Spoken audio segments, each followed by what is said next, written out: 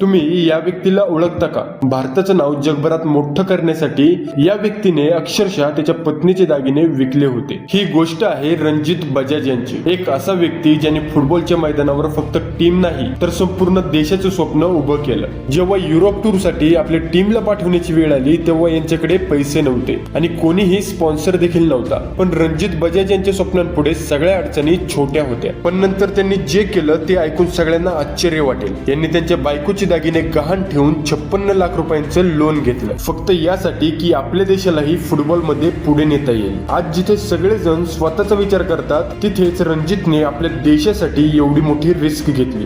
एकदा कोणीतरी रणजितला विचारलं होतं की तुम्ही स्वतःवर एवढी मोठी रिस्क कशी घेतली, तर तेव्हा रणजितने सांगितलं, दागिने तर मी पुन्हा घेईन, पण स्वप्न जगण्याची संधी आपल्याला एकदाच मिळते। रणजित असं म्हणतो, जिथे मेसीच्या इंडियात आल्याने 150 करोड खर्च होतात, पण जर गव्हर्नमेंटने आम्हाला 150 करोड रुपये दिले तर मी हिंदुस्थानमध्ये असे 10 मेसी तयार करू शकतो, कारण भारतामध्ये टॅलेंटची नाही तर सपोर्टची कमी आहे।